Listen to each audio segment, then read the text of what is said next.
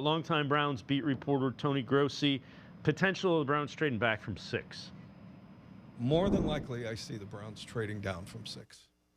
Now, I've done a few of these. You're going there today with that at the top of your list. Yeah, Why?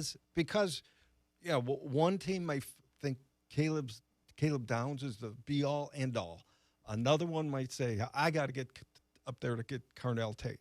Whereas the Browns are in a position where they could pick up. Would you take next year's second-round pick to drop 2 spots? Yes, in a heartbeat. There's a couple deals like that could be in play. You might be able to do it twice. I mean, go 6 to 8 and 8 to 10 for 2 number 2s next year. But you better be right that you don't trade somebody a great player. Right, and you end up with Mama Noah. I mean, that could happen.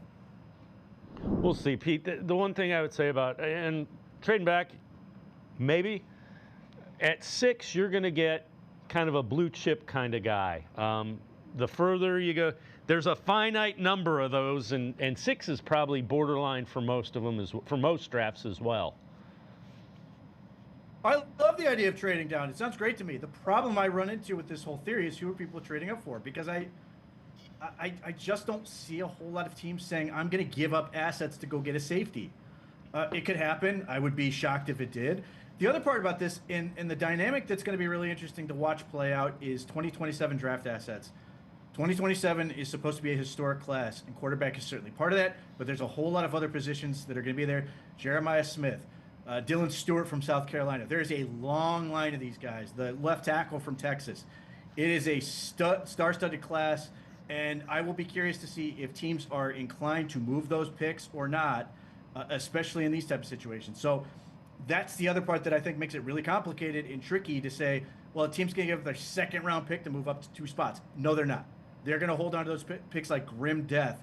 And it's going to be really interesting to see if teams are not more willing to take a massive loss in trade relative to 2026 picks if it means getting them 2027 picks, and if the Browns could potentially like trade up in this draft if they really wanted to from like 39, say, and get up a third first-round pick because the price is so cheap because teams just don't think the value's there like they do for next year.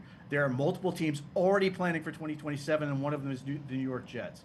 The flip side of that is, in order to trade a pick next year, you got to feel like there's a window that guy, that said guy puts us over the top. Otherwise, you don't make that trade.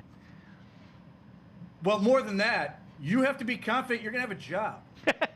And Andrew Berry used to be pretty good at this, and this is why I don't like the idea of having a GM on the hot seat if that's the perception. Because I love nothing more than when Andrew Berry goes to teams that have a GM on the hot seat and pilfers them for trades because those guys are sitting there going, I got to win now, so I'm going to trade picks in the future because I don't know if I'm going to be here that long, and I've got to win in order for that to happen. So that's the other opportunity. So if Andrew Berry is sitting there going, I've got to get this right, I can't afford to potentially trade down because I don't know if I'm going to be here next year, then he might be more inclined to sit there at 6 and take a player.